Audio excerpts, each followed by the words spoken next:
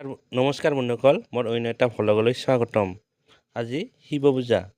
আপোনালোকে সকলোৱে যেন ঘৰত শিৱ পূজা পাতিছে। আজি ঘৰৰ বাহিৰেও আৰু বহুত মন্দিৰত শিৱ পূজা হয়। সেয়েহে আমাৰ ৰংজুলিতে থকা শ্ৰী শ্ৰী ৰামচন্দ্ৰৰ বিগ্ৰহত তাতো শিৱ পূজা প্ৰতি বছৰে পালন কৰা হয়। সেয়ে মই আজি পাপা আৰু মই আৰু টমে আমি তিনিওজনে শিৱ মন্দিৰত শিৱ পূজা চাবলৈ যাই আছোঁ। এয়া আমাৰ শ্ৰী শ্ৰী ৰামচন্দ্ৰৰ বিগ্ৰহ পালোঁ। এই তাৰ ধুনীয়া গছ গছনি চাইডে চাইডে আছে। সেই ৰাস্তাৰে আমি প্ৰৱেশ কৰি আছোঁ। আপোনালোকেও এই শিৱ পূজাত আহিব। এই বছৰটো গ'লে নেক্সট বছৰত আপোনালোকেও আমাৰ ৰংজুলিৰ আমাৰ শ্ৰী শ্ৰী ৰামচন্দ্ৰ বিগ্ৰহ শিৱ মন্দিৰত আহিব। আৰু এই আহা পূৰ্ণিমাত এই 15 দিন পিছত, আজিৰ পৰা 15 দিন পিছত শিৱ পূজাৰ পৰা 15 দিন পিছত আমাৰ এই ৰামচন্দ্ৰ বিগ্ৰহতে হোলী পূজা বা দৌল উৎসৱ পালন কৰা হ'ব। আপোনালোকে সকলোৱে আহিব দেই।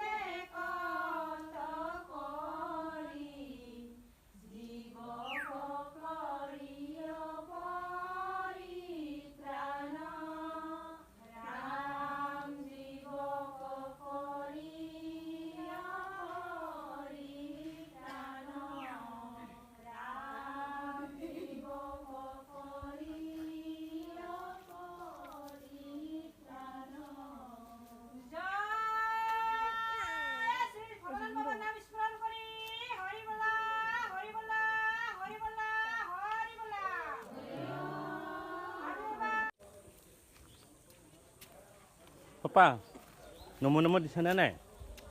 হা নমো দিছা? দে চেণ্ডেলটা খুলখি নঙা আৰু নমো দিয়া যা যা। সেয়া কমপ্লিট কৰি দিছে।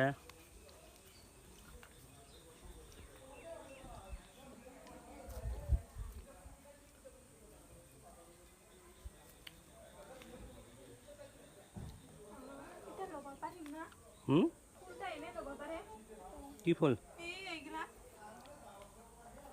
ল পাপা এটা ল মোক এটা দি।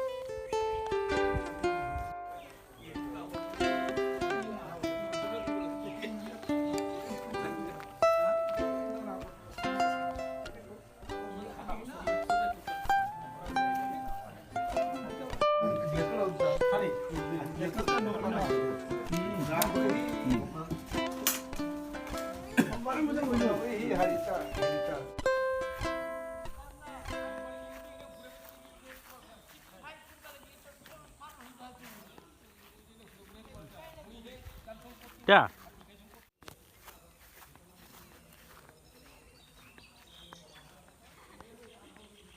কি চাংছ বাপা